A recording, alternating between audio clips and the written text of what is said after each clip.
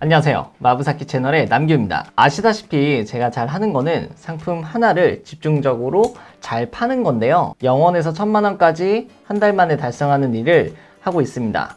이번에 아주 감사하게도 판매하고 있는 상품 중에 하나가 굉장히 좀 잘 됐어요. 피크 때에는 하루 1500만원까지 뛰더라고요.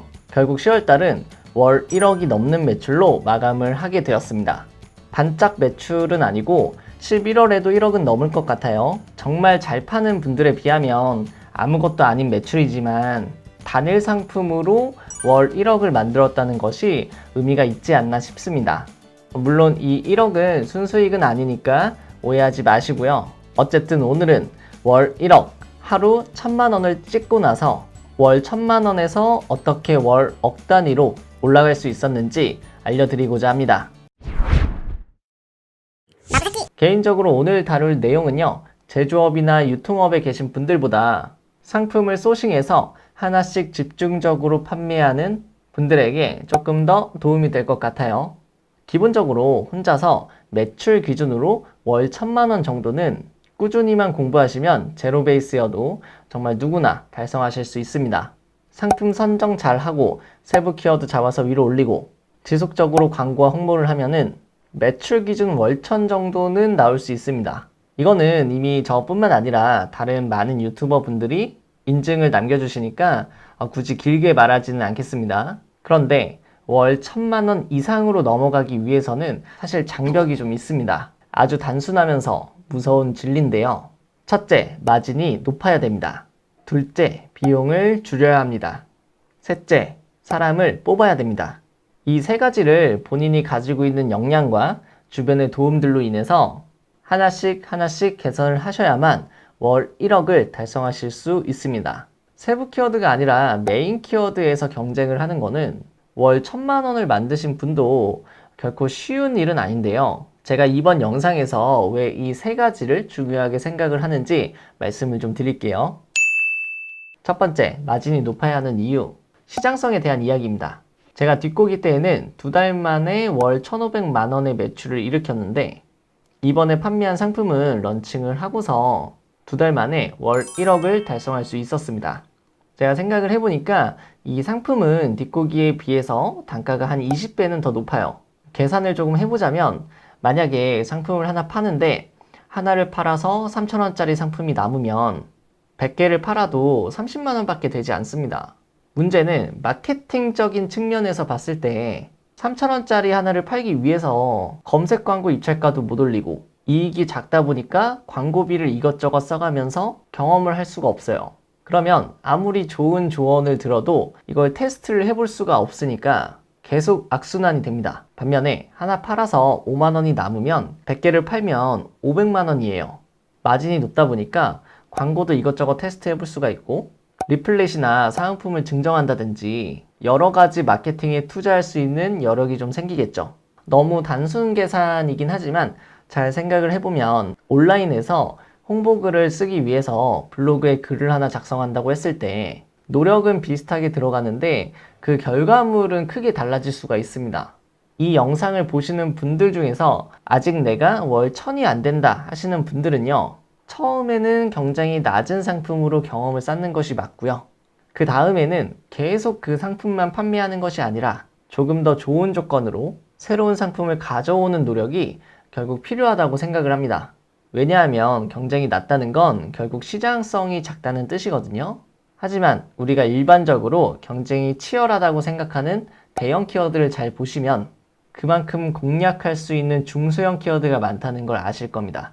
그래서 내가 블로그, 카페, 지식인 등등 여러 채널에서 상품을 홍보하는 방법을 알고 있다면 저는 과감하게 도전해 보시는 것도 좋다고 생각을 합니다. 두 번째, 비용을 줄여야 하는 이유는 마케팅 예산은 광고비가 전부가 아니기 때문입니다. 광고비라고 하면 보통 키워드 광고나 페이스북 광고, 인스타 광고 같은 거를 떠올리시는데요.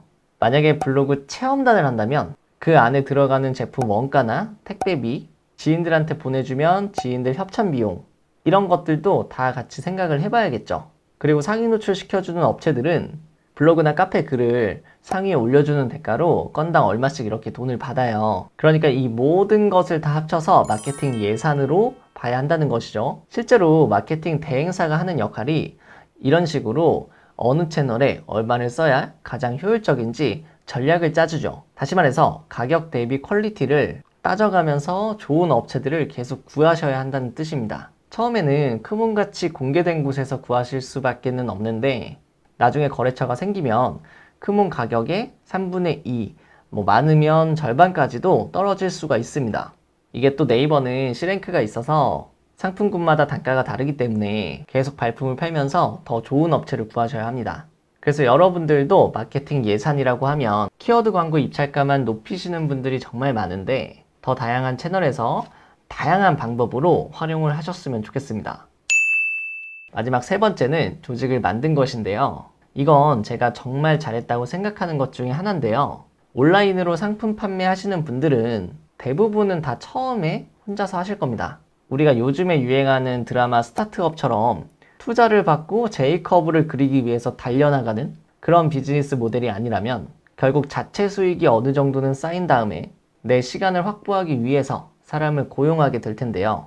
제가 또 수강생분들에게 많이 듣는 이야기가 사람을 뽑으면 내 노하우를 가져갈까봐 뽑기가 두렵다는 거예요.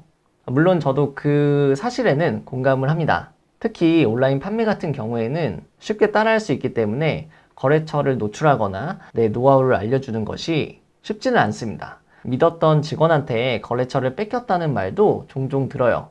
그런데 저는 이렇게 생각을 합니다. 어차피 영원한 건 없고 결국 그런 걱정들 때문에 아무것도 안 하게 되면 결국 성장을 할 수가 없습니다. 저도 제가 지금 알고 있는 노하우들이 평생 갈 거라고는 생각하지 않아요.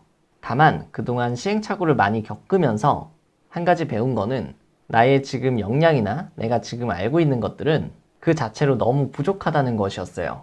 오히려 외부의 변화에 빠르게 변화해야 될 때 과감하게 결정을 내릴 수 있는 직관이나 경험이 훨씬 더 중요한 것 같아요. 예를 들면 스마트 스토어 이미 너무 포화 상태 아닌가요? 하시는 분들이 정말 많아요. 그리고 무슨 이제 상위 노출이 다 안 된다, 로직이 바뀐다 이런 이야기 하시는 분들 많잖아요. 그래도 누군가는 항상 잘 판매를 하지 않습니까? 막힌 게 아니라 내가 모르는 거 아닐까요? 그래서 저는 포기하기보다는 항상 잘 판매하시는 분들을 연구를 했습니다. 이번에도 최근에 크게 로직이 한번 바뀌었죠. 저희는 매출이 더 올라가고 있습니다. 제가 한 상품을 한 달 만에 월 1000을 벌 수 있게 하잖아요. 뒷고기도 작년 이맘때쯤에 런칭을 해서 2달 만에 매출이 1500만 원이 났거든요. 올해도 로직이 많이 바뀌었을 텐데 저는 어떻게 매출을 계속 올릴 수 있었을까요? 저는 사람을 뽑으면 일종의 안전망을 구축할 수 있다고 생각을 해요. 즉, 나 말고도 로직을 테스트해 볼 수 있는 사람을 뽑는 거죠. 네이버가 누군가는 상위 노출을 시켜줄 테니까 거기에 맞춰가는 겁니다. 홍보할 수 있는 최적화 블로그들이 많이 있어도 로직이 바뀌네 무서워서 못 써먹으면 그게 무슨 소용이 있나요? 그런 것보다는 환경에 맞춰서 가장 빨리 움직이는 것이 중요하고 어떻게 보면 이미 너무 많이 가진 사람들이나 두려워해야지 우리처럼 없는 사람이 두려워하는 거는 너무 일찍 걱정을 하는 것 같아요. 상품을 소싱해서 판매하는 분들은 가격 경쟁력으로 승부하는 제조업체나 공식 수입사, 유통 벤더사와 같은 곳을 마케팅으로 우위를 점할 수 있어야 된다고 생각을 합니다. 그래서 저는 나와 같은 핏을 가진 사람들을 뽑고 같이 함께 더 다양하게 시도하고 그 노하우를 통해서 더 큰 시장으로 진입하는 것이 굉장히 의미가 있다고 생각을 합니다. 제가 할 수 있었던 거는 위에서 말씀드린 세 가지를 할 수 있었기 때문이 아닐까 싶습니다. 매뉴얼을 만들고 거래처를 확보하고 프로세스를 정립하고 결국 시스템을 갖추는 것에 성공을 하셔야 합니다.